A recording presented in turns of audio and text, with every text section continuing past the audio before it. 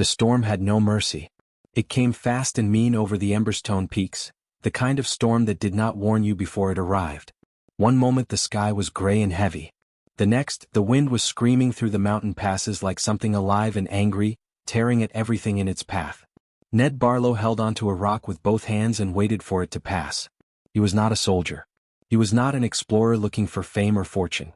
He was a survey scout, a quiet, practical man whose job was to walk difficult terrain, take measurements and come back alive with useful information. He was good at his job. He had been doing it for 11 years without any serious trouble. Tonight felt like the trouble was making up for lost time. His team had been separated 3 hours ago. A sudden blast of wind had come through the narrow pass they were crossing, and in the chaos of flying equipment and shouting voices, the group had split. His teammates had their emergency beacons. Ned had checked his own beacon and found the battery dead, something he was going to be very unhappy about later, assuming there was a later. For now, he pressed himself against the cold rock face and kept his head down and let the storm do what storms do. When it finally loosened its grip, maybe an hour later, Ned lifted his head and looked around. He did not recognize anything. The path he had been following was gone, covered in loose stone and debris. The landmarks he had memorized from the survey maps were hidden behind cloud and dark. His navigation device, he discovered when he checked it, had been damaged at some point during the chaos. The screen was cracked and black. It gave him nothing. He stood in the silence that follows a bad storm and assessed his situation honestly. Lost. No signal. No navigation. Enough food and water for 2 days. A medkit, a thermal blanket, a sidearm he hoped not to use. The Emberstone peaks around him in every direction, ancient volcanic mountains that belonged to the Red Dragon blood clan and no one else. Every person who worked near these mountains knew the rules. You did not enter dragon territory. You did not camp in dragon territory. You did not linger in dragon territory. The Karvath blood clan had made their position on human visitors extremely clear over many decades, and that position was simple: leave or burn. Ned pulled his jacket tighter and started walking south. Or what he believed was south. He walked for 6 hours. The mountains were dark and cold and completely indifferent to his presence. Steam rose from cracks in the ground where volcanic heat pushed upward from deep below. The rock under his boots was black and sharp and ancient. Twice he heard things moving in the dark above him, large things, winged things, and both times he pressed himself flat against the nearest rock wall and stayed absolutely still until the sounds passed. He was exhausted when the clouds finally broke apart and thin moonlight came through. That was when he saw the canyon below. It was narrow and deep, tucked between 2 walls of black rock like a secret the mountain was keeping. Steam curled up from the ground in slow white threads. The air coming up from below was warmer than the air around him, noticeably warmer, and carried a smell like hot stone and ash and something older underneath, like the inside of a forge that had never once gone cold. Ned crouched at the edge and looked down. He saw the rock slide immediately. It was fresh. He could tell by the color of the broken stone, pale and bright where it had cracked away from the cliff face, not yet darkened by weather and time. A large section of the canyon wall had collapsed inward, burying what looked like a natural alcove carved into the base of the rock. Boulders the size of small vehicles sat in a jumbled heap where the alcove entrance had been. He was about to look away when he heard the sound. It was small. Very small. Thin and high, somewhere between a bird call and the sound a kettle makes just before it boils. It came from beneath the rubble. Then it stopped. Ned stayed very still and listened. It came again, a little weaker this time. Then twice more in quick succession, 2 separate sounds, slightly different in pitch. 3 sources.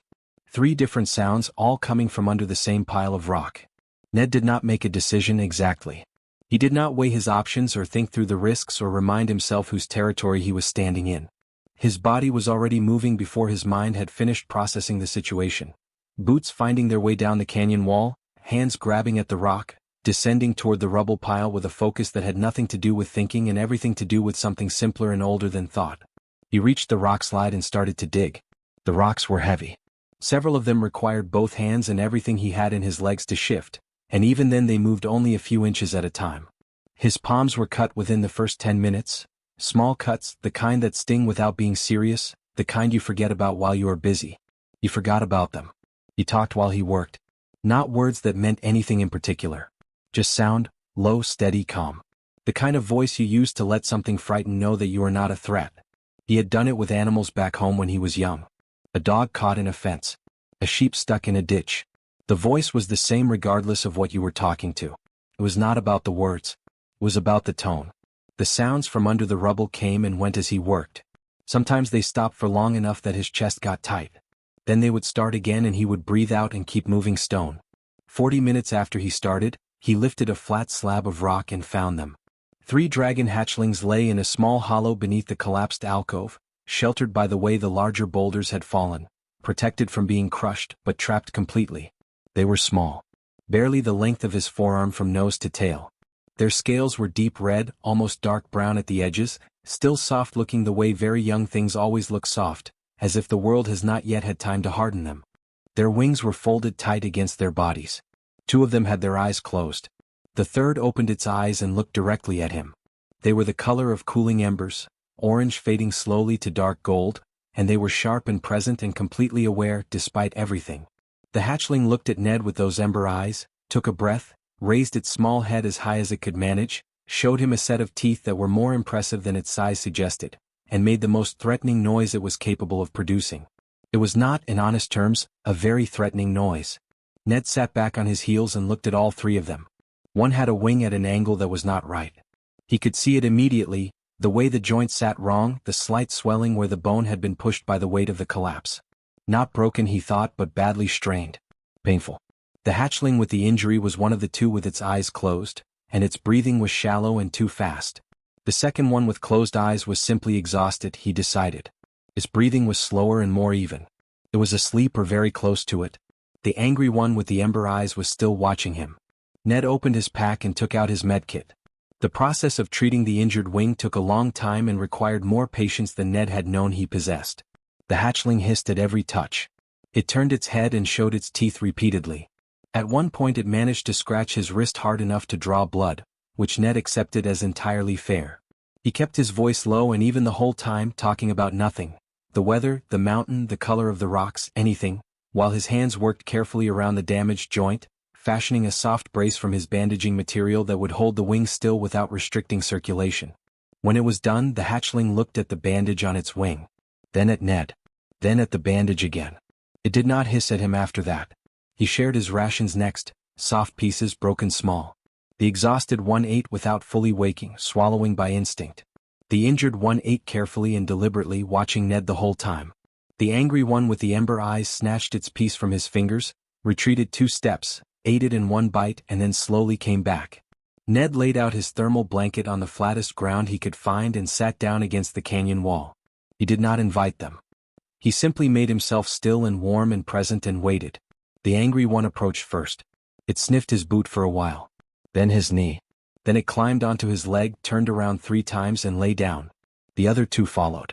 Within minutes, all 3 were asleep, their small warm bodies rising and falling slowly against him, soaking up his heat the way stones soak up sun. Ned sat completely still and listened to the mountains around him. Somewhere far above, carried on the cold air down through the dark canyon walls, a roar rolled across the peaks. Then another. Then several more, and each one closer than the last. Ned looked up at the canyon walls and breathed slowly and kept his hands exactly where they were. The parents, he thought simply. He did not move. The hunt had gone well. That was the thought in Soren's mind as he led his pack back through the dark sky above the Emberstone peaks. A simple, satisfied thought, the kind that comes after long effort and good results. They had flown far east, past the second ridge, down into the wide valley where the elk herds gathered in the cold months. The hunting had been clean and productive. The pack was full and unhurried, their wing beats slow and easy in the night air. Soren flew at the front as he always did. He was not the largest dragon in the Karvath blood clan.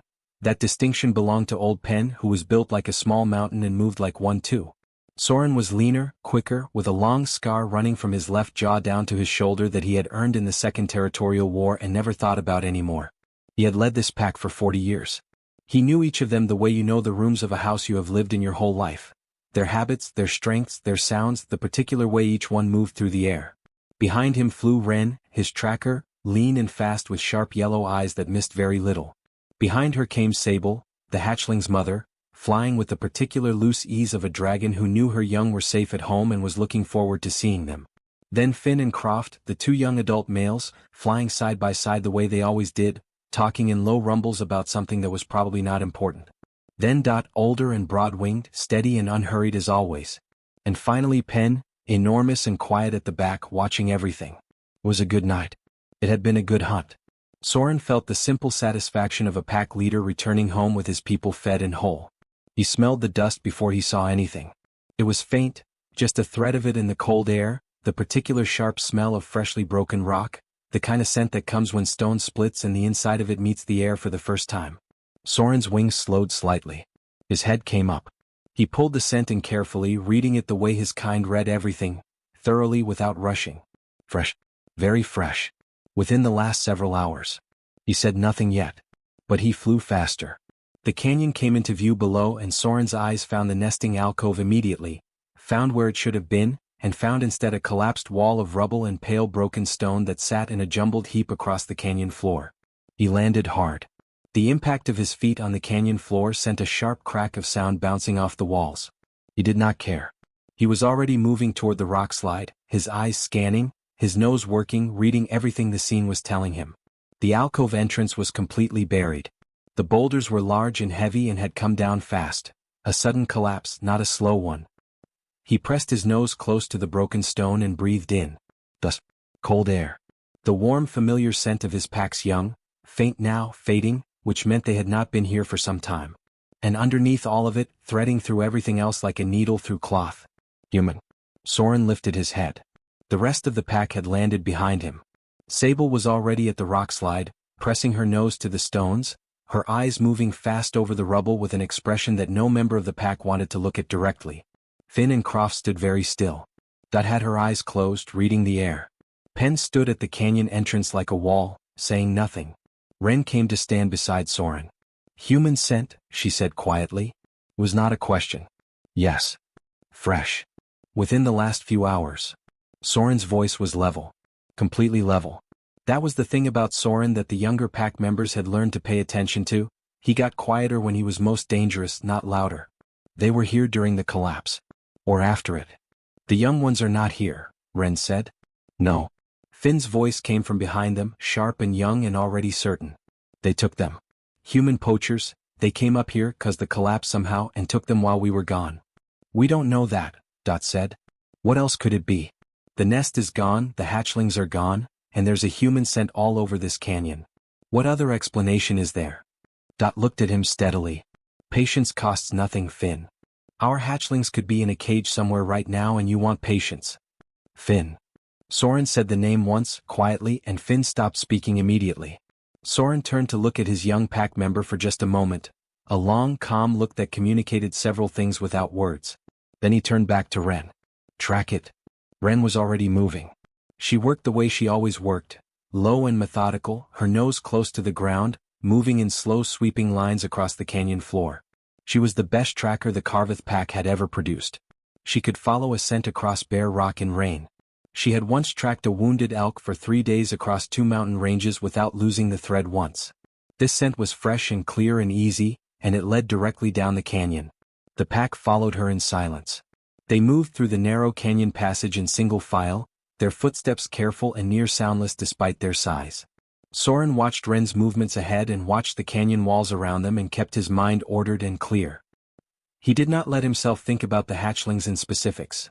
Not their faces, not their sounds, not the way the smallest one always fell asleep with its nose pressed against Sable's foreleg. If he let himself think about those things right now, the ordered clarity would crack and he needed the clarity. Beside him, Sable was silent.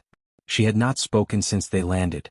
She was holding herself in very carefully, the way a fire holds itself in when it has nowhere to go, all the heat still there, all the energy still there, compressed and contained and waiting. Soren stayed close to her without making it obvious that he was doing so. The canyon bent to the left ahead of them, the walls widening slightly where the passage opened into a broader flat space. Ren was 10 meters ahead of the group, rounding the bend, her nose still working. She stopped. One claw came up, the pack signal for halt, sharp and clear and immediate. Every dragon behind her froze in place without a sound. Years of hunting together made this automatic. Nobody asked questions. Nobody moved. Ren stood completely still at the bend in the canyon wall, her body rigid, her claw still raised. 5 seconds passed. Then 10. Soren moved forward carefully, silently, until he was at Ren's shoulder. He looked around the bend. There was a campfire. Small and tidy, built in the practical way of someone who knows what they are doing. Not too large, not too much smoke, positioned against the rock wall where the stone would reflect the heat. A pack sat open beside it, its contents laid out in an organized way: tools, supplies, a medkit with several items clearly used recently. A thermal blanket was spread on the flattest section of ground, silver side down. And sitting against the canyon wall beside the fire, legs stretched out in front of him, was a human. He was broad-shouldered and plain-looking, with the kind of face that belonged to someone who spent a lot of time outdoors and thought carefully before speaking. His jacket was dirty from the storm and his hands had dried cuts on them from recent hard work. He was not moving. He was looking upward at the canyon wall above him with an expression of deliberate and very careful calm, the expression of someone who already knows they are not alone. And across his lap, his legs, and the crook of one arm, Soren's breath stopped. All three hatchlings. Sleep. All three of them, deeply and completely asleep, their small sides rising and falling in the slow, even rhythm of creatures that feel entirely safe. The smallest one had its nose pressed against the human's knee. The injured one, Soren could see the bandaging on its wing, neat and careful, was curled against the human's side with its head resting on his arm. The third was simply a small warm pile on his legs, completely relaxed, one wing drooping loosely like it had fallen asleep mid-stretch. The human's hands rested on them with obvious and deliberate gentleness. Not gripping. Not restraining. Just resting, the way you rest your hand on something you are being careful not to disturb. Behind Soren, he heard Sable make a sound so quiet it was barely there at all. A sound that had no anger left in it. Soren stared at the scene in front of him for a long moment. Then he looked at Ren. Ren looked back at him with an expression he had never quite seen on her face before. Something between confusion and something softer than confusion, something she was clearly not sure what to do with. Soren turned back to the camp. The human had not moved. His hands had not moved. His eyes had come down from the canyon wall and were now looking directly ahead. Not at Soren, not making direct eye contact, just looking forward in the careful, non-threatening way of something that understands it is being watched and is choosing very deliberately not to make any sudden gestures. The fire crackled quietly between them. "Surround the camp," Soren said. His voice was very low. "Quietly. Do not wake the young ones." The pack moved. They moved like shadows. 7 red dragons, each one large enough to flatten a military vehicle without effort, arranged themselves around the small human camp with a silence that should not have been possible for creatures of their size. It was the silence of long practice, of hundreds of hunts across dozens of years, the particular careful quiet of predators who understood that the moment before the strike was the most important moment of all. Finn took the left canyon wall, moving along the high ridge with his belly low and his wings folded tight. Croft mirrored him on the right. Dot positioned herself at the far end of the flat space, blocking the only other exit from the camp. Pen, enormous, immovable Pen, settled at the canyon bend behind them all like a door closing. Ren stayed at Soren's shoulder. Sable moved to the right side of the camp entrance, close enough that the firelight caught the edges of her scales and made them glow like heated metal. Soren stood at the front. The whole movement took less than 2 minutes. When it was done, the camp was completely enclosed. There was no direction the human could run that would not bring him immediately face to face with a dragon. There was no gap, no shadow, no crack in the rock large enough to matter. The human had not moved. That was the first thing Soren noticed, and kept noticing because it did not stop being strange. Most creatures, when a predator moved close, responded with some version of the same instinct. They flinched. They tensed. Their breathing changed. Their eyes moved fast and desperate, looking for the exit that was not there. It was not a choice. It was simply what bodies did when danger arrived. This human's body was doing none of those things. He was sitting in exactly the same position he had been in when they first saw him, back against the canyon wall, legs stretched out, hands resting with careful gentleness on the sleeping hatchlings. His breathing was slow. Deliberately slow, Soren realized, the kind of breathing that does not come naturally but is chosen, controlled, maintained by conscious effort. The kind of breathing that takes real work to keep steady when everything in you wants to do otherwise. His eyes had moved. That was the only change. They had come down from the canyon wall and were now tracking slowly and deliberately around the space. Left, right, up, taking in each position, each dragon, mapping the situation with the calm methodical attention of someone doing a job rather than someone who was afraid. He was afraid. Soren could smell it, a faint thread of it in the air, the particular sharp salt scent that fear produced in human bodies. It was there. It was real. But the human was not letting it make his decisions for him. That was unusual. The fire crackled. One of the hatchlings made a small sound in its sleep and shifted slightly, and every dragon in the circle tensed by a fraction, not at the hatchling but watching to see what the human would do in response to the movement. The human's hand adjusted. Gently. Just enough to accommodate the shift, to keep the hatchling comfortable and settled. Then it went still again. Soren stared at him. The human looked at Soren. For a moment there was nothing but that, the two of them looking at each other across the small space with the fire between them, the sleeping hatchlings on the human's lap, 6 other dragons waiting in perfect silence for the word that had not come yet. Soren had given that word many times before. It was a simple word. One sound, low and short, and everything that followed it was fast and final and without complication. He had given it against poachers who had come into the peaks with cages and equipment. He had given it against military scouts who had pushed too far up the mountain with weapons drawn. He had given it twice in territorial wars against other dragon clans who had mistaken patience for weakness. His chest filled with the beginning of that word. And then the human moved. Not fast. Not in any direction. He did not reach for his pack or his sidearm or push the hatchlings aside to free himself up. He simply lifted his right hand, the one that had been resting open at his side, and raised it slowly, steadily to about shoulder height. Open palm. All 5 fingers spread wide. The hand turned outward, facing Soren, showing him everything and hiding nothing. It was such a small gesture. Soren had seen it before, from a great distance, between human soldiers during ceasefire negotiations. He understood what it meant in the abstract. But there was something about seeing it here, in this canyon, at this distance, from a lone human sitting under 7 dragons with 3 of their young asleep on his body, that made the gesture land differently than it ever had from a distance. There was no performance in it. No attempt to make it large or dramatic.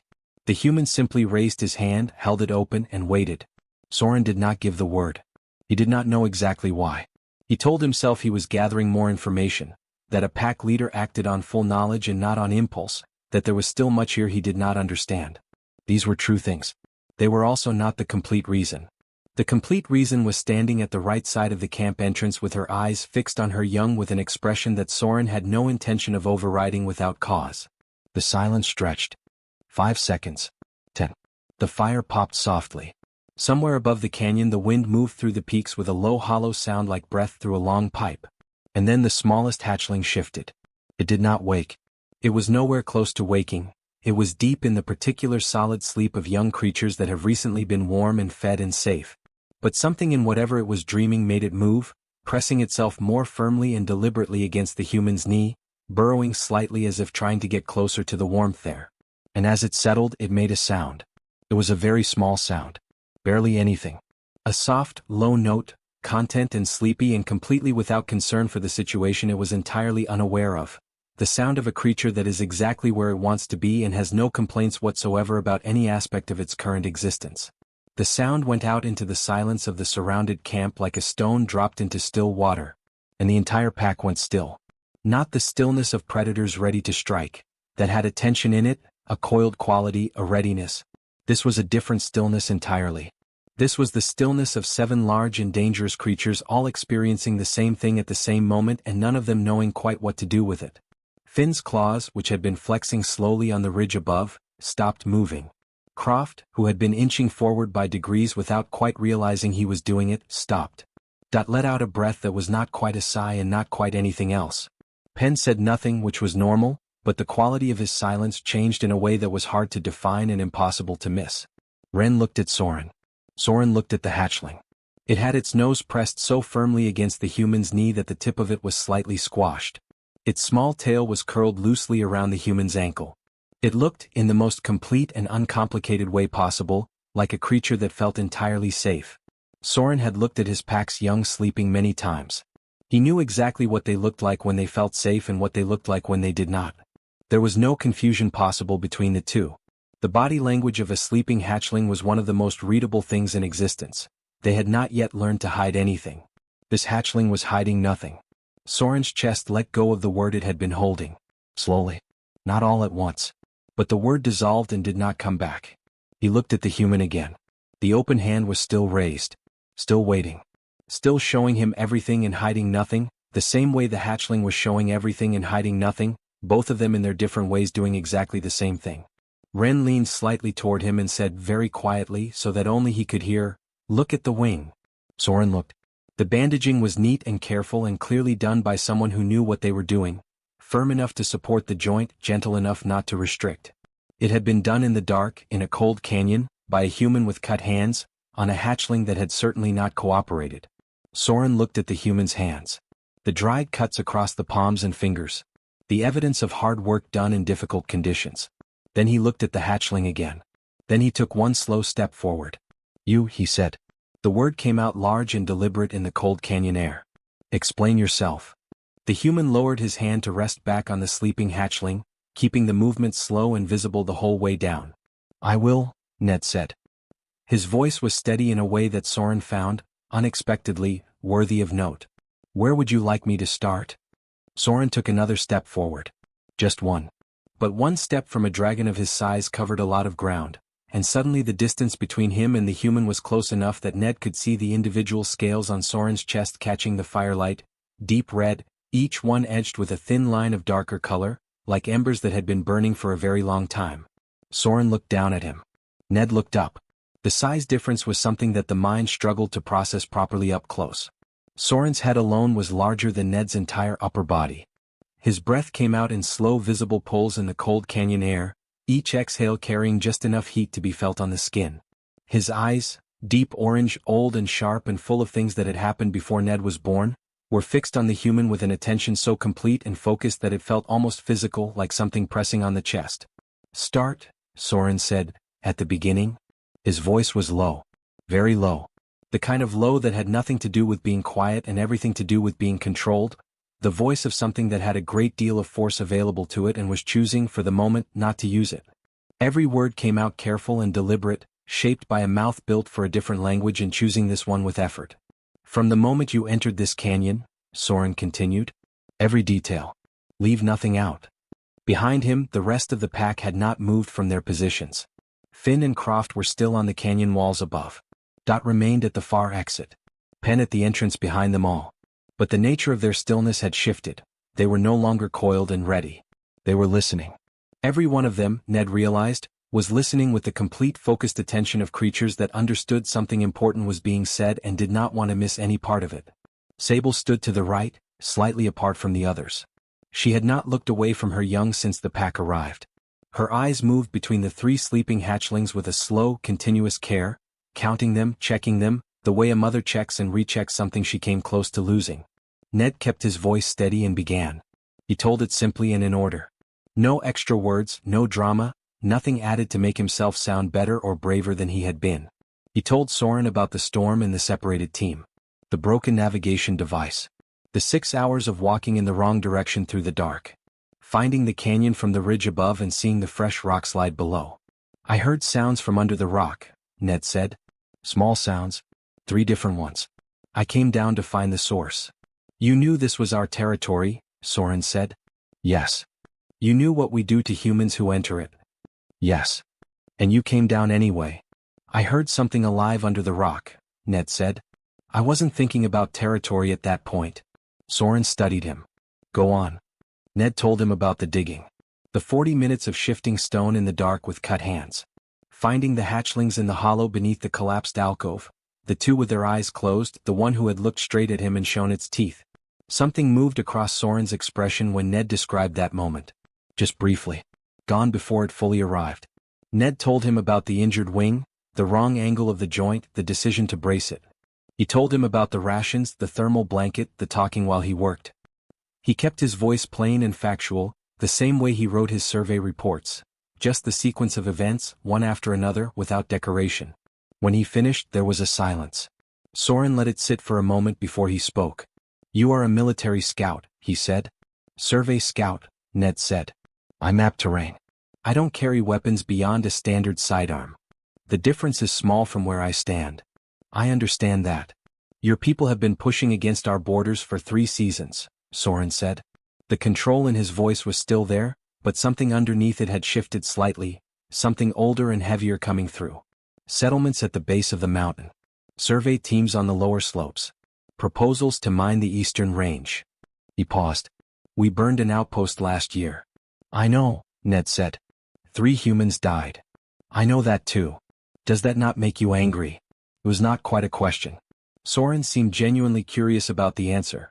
Studying Ned the way you study something you are trying to understand, not the way you study something you have already decided about. Ned thought about it honestly before he answered. Yes, he said. It does. Those were people I knew. He kept his eyes on Soren. But I also know why it happened. Your territory kept getting pushed. Your warnings kept getting ignored. I don't have to agree with what was done to understand why it was done. Soren was quiet for a moment. And yet, he said slowly, you found our young trapped and hurting in the dark. And you dug them out. And you stayed with them through the cold. You shared your food with them. You fixed the injured wing. The old eyes moved over Ned's face with that complete, pressing attention. Why? What was in it for you? Nothing, Ned said. That is not an answer. It is the only answer I have, Ned said. They were hurt and cold and alone. That was enough reason. There was nothing complicated about it. He paused, then added, whatever is between your pack and the settlements down the mountain, that is between people who made choices. Those 3 had nothing to do with any of it. They were just small and in trouble. Soren looked at him for a long time. The fire between them had burned lower during the conversation, the flames settling into a steady orange glow that pushed back the canyon dark without drama. The hatchlings had not stirred. They lay across Ned in the same positions they had found an hour ago, warm and completely unconscious, their breathing slow and even and deeply unbothered. You could have used them, Soren said.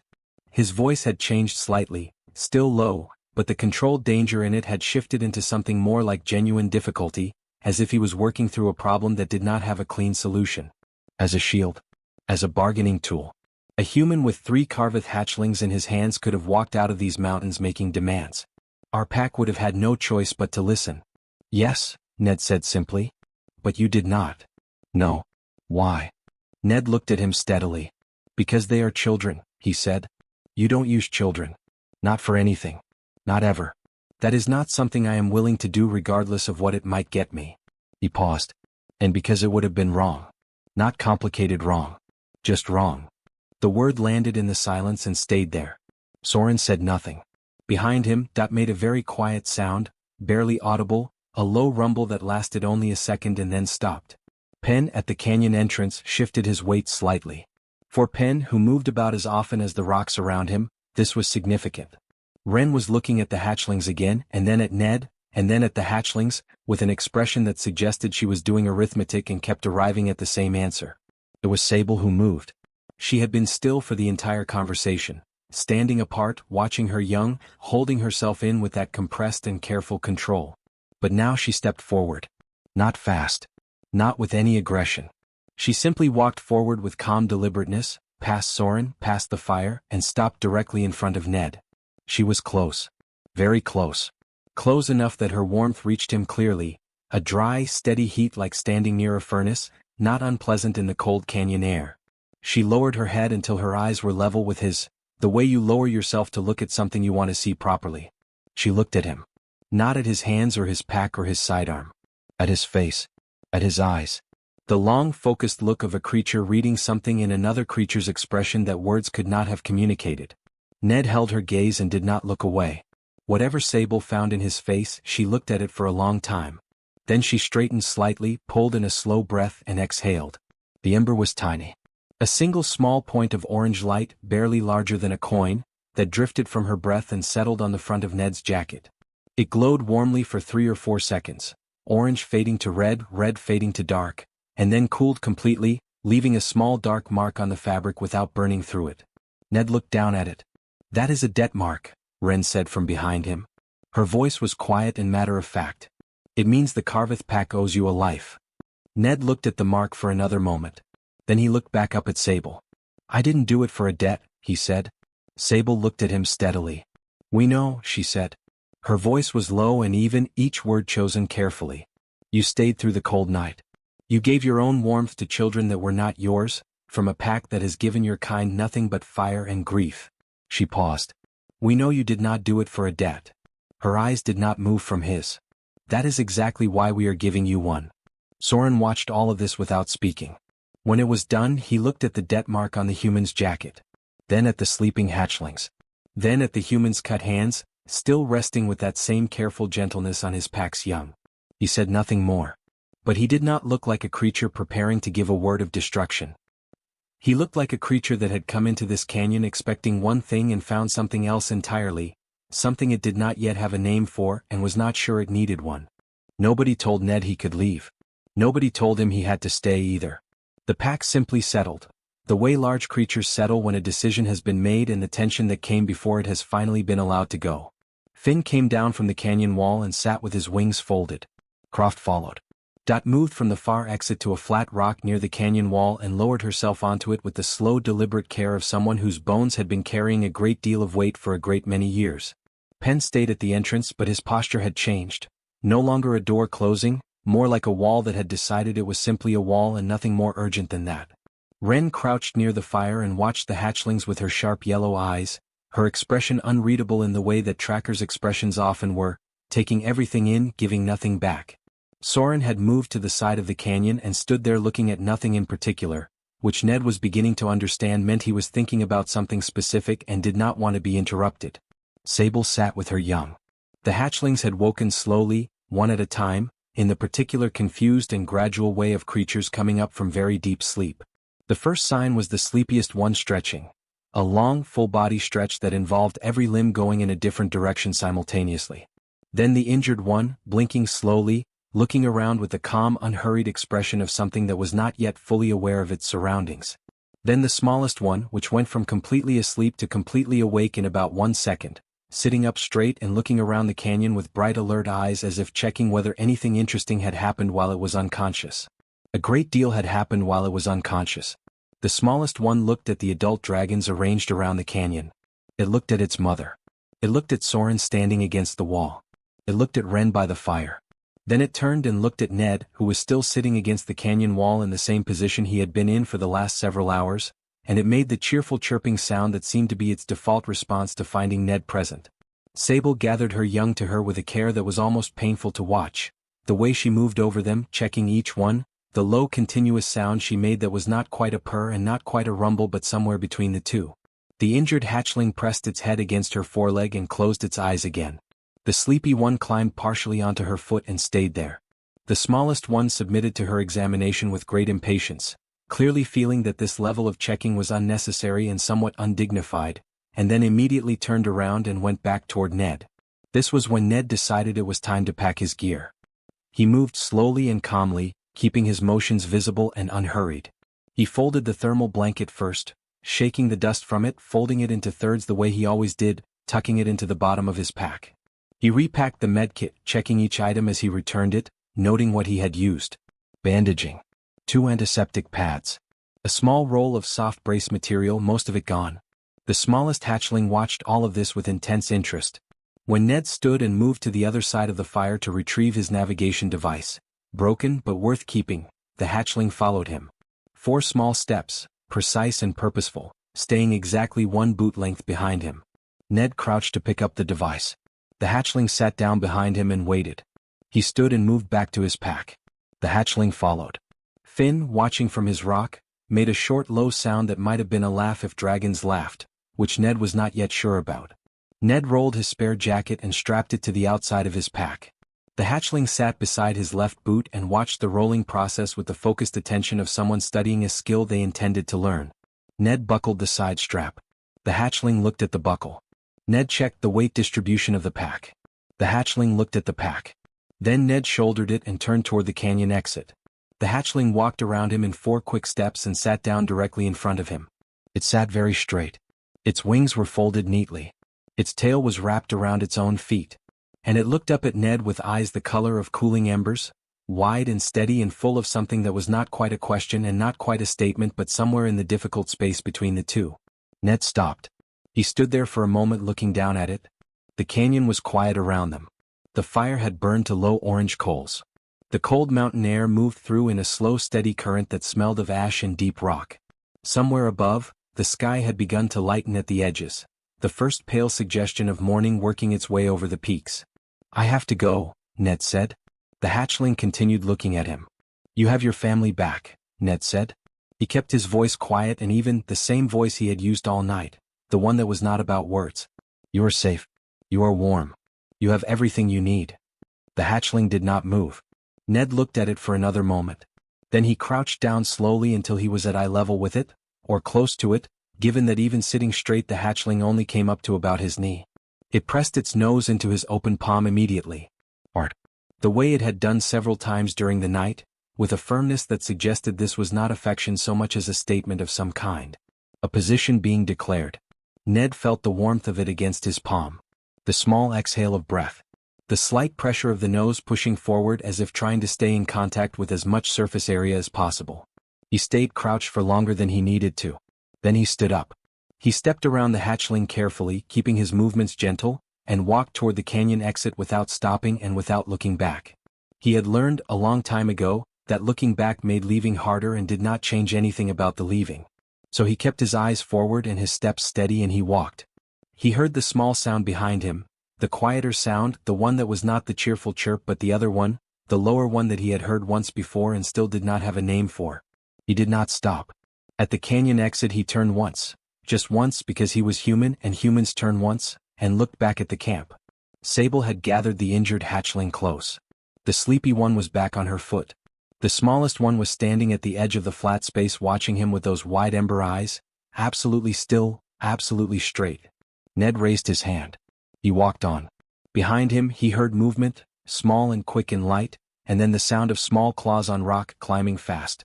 And then the chirp came, from above and behind him, from the ridge at the top of the canyon wall. Then two more, overlapping, all three voices at once, loud and bright and carrying clearly through the cold morning air. Ned smiled once to himself and kept walking. On the ridge above the canyon, the three hatchlings sat in a row watching the human grow smaller as he moved down the mountain path. The smallest one chirped twice more just to be sure he had heard. The injured one sat straight and dignified beside it. The sleepy one yawned enormously and then settled its chin on the smallest one's shoulder and watched with half-closed eyes. Below in the canyon, the adults had gathered without quite deciding to gather, drawn to the base of the ridge wall, looking up at the three young ones watching the human leave. Finn watched the small distant figure on the path below and said what he had been turning over in his mind since the moment Wren had held up her claw at the canyon bend. "I still don't fully understand it," he said. Not with frustration this time. With genuine honesty. He had nothing to gain. He knew whose territory this was. He knew what we would think when we came back. He stayed anyway and he asked for nothing. "No," Croft said slowly. "He didn't." "Then what was it?" Finn said. "What do you call that?"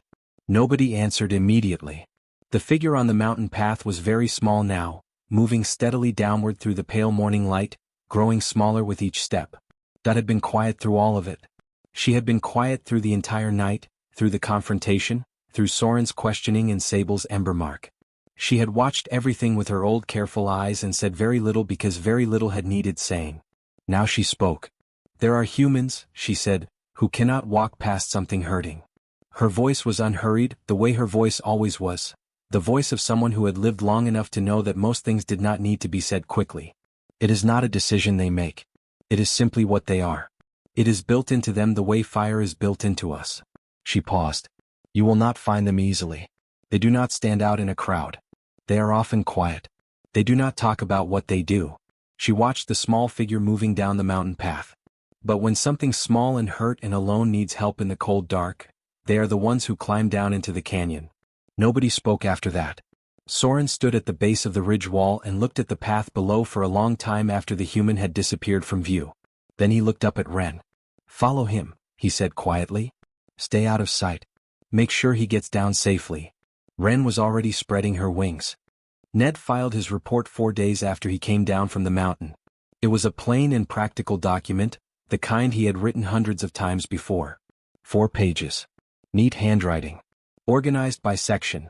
Terrain conditions, weather observations, geological notes, signal interference readings. He described the Eastern Canyon system as unstable following recent seismic activity. He recommended against further survey operations in the Emberstone Peaks until a full geological assessment could be completed by a specialist team. The canyon where he had spent the night was listed in one line under geological hazards. Eastern Secondary Canyon, grid reference 749er. Collapsed entry point. Fresh rockslide debris. Access not viable. Not recommended for survey approach. That was all. No mention of a campfire in the dark. No mention of 3 hatchlings sleeping on his chest through the cold hours. No mention of 7 red dragons surrounding him in total silence, or a death mark cooling on his jacket, or the smallest hatchling sitting in front of him with wide ember eyes that asked a question he still did not have words for. His supervisor read the report, stamped it, annealed the bottom corner, and filed it in the cabinet with 300 others. The canyon was left off every subsequent survey map. Nobody went back. 1 year passed.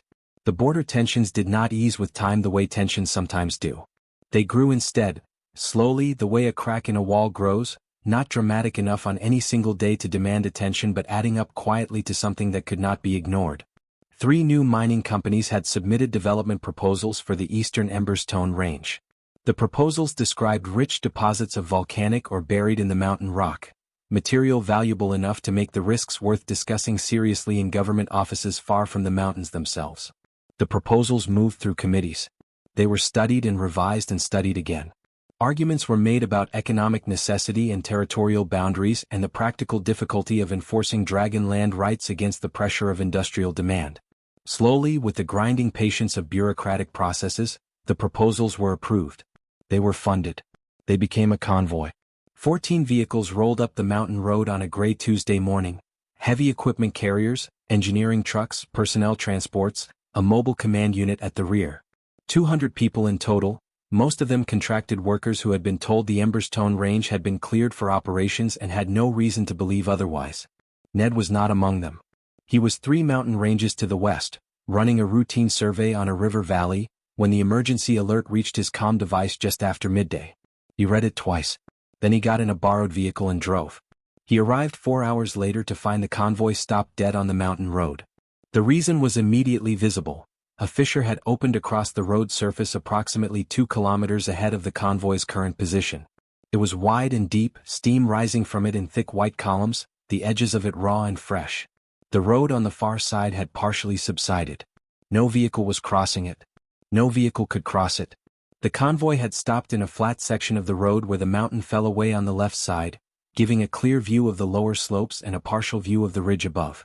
The personnel were standing in groups near their vehicles, talking in low voices, looking at the fissure and then looking at each other. Ned walked to the fissure first and studied it carefully. He crouched at the edge and looked at the shape of it, the direction, the depth, the way the steam was rising, the pattern of the subsidence on the far side. He stood up and looked at the ridge above the convoy. It was empty. Just gray rock and cold sky and the dark outlines of the higher peaks beyond. He kept looking. The convoy commander came to stand beside him. Her name was Greta, a broad, practical woman with short gray hair and the kind of face that had stopped being surprised by difficult situations some years ago. She had been running large field operations for 15 years and she was not easily rattled. She was, Ned noticed, slightly rattled. It opened at 6 this morning, she said. No warning. No seismic activity recorded in the hour before. It just opened. She paused. And then there was the other thing. Tell me, Ned said. A dragon. Single animal, red, large. Appeared on the ridge up there about 20 minutes after the fissure opened. She nodded upward at the empty ridge. Sat there for approximately 40 minutes. Did not move. Did not make any aggressive display. Did not come closer. She paused again. Just sat there and watched us. Then it dropped something at the base of the road and flew away. Show me, Ned said. She walked him to a spot near the front of the convoy where a small object sat on the road surface. Someone had placed an orange safety marker beside it, which under other circumstances might have been funny. Ned crouched down. It was a piece of volcanic stone, roughly the size of a large book but irregular in shape, the kind of dense dark rock that came from deep in the mountain. It had been worked. Not roughly, not quickly, with care and time and deliberate intent. The surface had been smoothed on one face and a symbol carved into it with precise clean lines. Ned recognized it before he was fully crouched. He picked it up with both hands and turned it over slowly. The ember mark.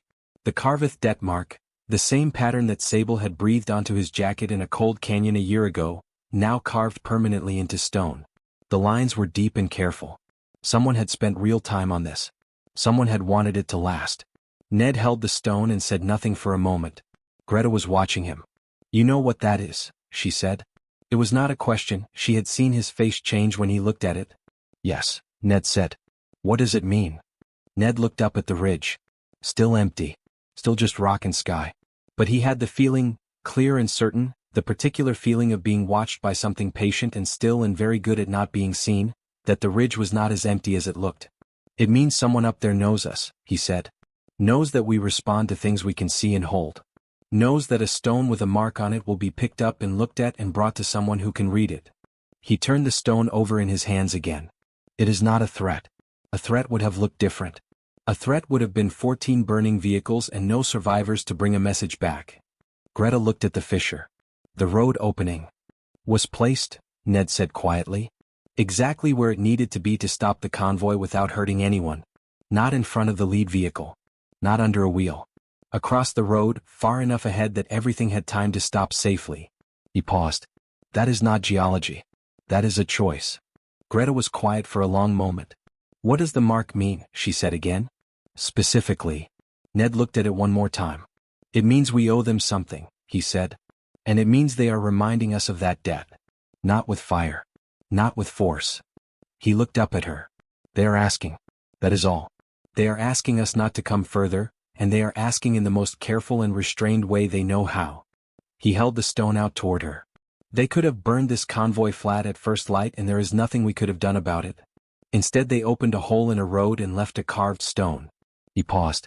We should listen. Greta looked at the stone in his hands. She looked at the fissure. She looked at the ridge above. Then she looked at her convoy, 14 vehicles, 200 people, all of them standing on a mountain road that something very old and very powerful had just gently but completely blocked. What do you recommend? She said. We go back, Ned said. And I write the report that ends the mining proposals. All of them. Permanently. Greta said nothing for a moment. Then she turned and walked back toward the command vehicle, and the order to turn the convoy around went out over the radio 10 minutes later. Ned drove up the mountain road alone the next morning. No convoy. No team. Just himself in a small vehicle, going slowly, the stone from the road sitting on the passenger seat beside him. He parked at the base of the canyon path and sat for a moment with the engine off, listening to the mountain quiet. Then he picked up what he had brought and climbed. He had packed 3 things. A set of rations, the same brand he had been carrying a year ago, the same ones he had broken into pieces and fed to 3 cold and hungry hatchlings through a long dark night. A small portable heat lamp, still in its box. Compact, simple, reliable in cold conditions. And a piece of folded paper. He was not a good artist. He knew this about himself and had made peace with it long ago. But he had sat at his small field desk the night before with a pencil and done his best, and his best had produced 3 recognizable dragon shapes, small, sitting close together, with wings that were perhaps slightly too large and tails that were perhaps slightly too long but were unmistakably the 3 hatchlings, drawn with the kind of care that makes up for what it lacks in technical skill. He left all 3 items at the canyon entrance, weighted down against the mountain wind with the carved stone on top. Then he walked back down. He was perhaps 200 meters from his vehicle, the canyon behind him and the lower slopes opening out ahead, when the sound came. He stopped walking. It came again, 3 notes, quick and overlapping, bright and clear in the cold morning air. A sound like small bells in a warm room. A sound he had heard once before from a high ridge and had not expected to hear again. He turned around slowly and looked up. 3 dragons stood on the ridge above the canyon entrance. They were bigger. A year had done what a year does to young things, broadened their shoulders, lengthened their wings, added a depth and solidity to their frames that had not been there before. They were not hatchlings anymore. They were something between young and grown, moving through that in-between stage with the slightly uneven energy of creatures still figuring out the full extent of what they were becoming. But he knew them. He knew the way the smallest one stood, absolutely straight, absolutely deliberate, with a dignity that had always been slightly too large for its size and had simply grown into itself over the past year. He knew the neat folded wings of the injured one, healed now, held perfectly even against its back with no sign at all of what had happened in a cold canyon 12 months ago. He knew all 3 of them and they knew him. The smallest one looked down at him from the ridge. Ned raised his hand, open palm, all 5 fingers wide, the same gesture from the same canyon in the same mountains a year ago. The smallest dragon looked at his hand. Then it lifted one foreleg slowly, opened its claw and held it up. Ned stood on the mountain path in the cold morning air and laughed, quietly just once to himself, the laugh of a man who had not known until this exact moment how much he had been hoping for exactly this. Then he lowered his hand, turned around and walked down the mountain toward his vehicle.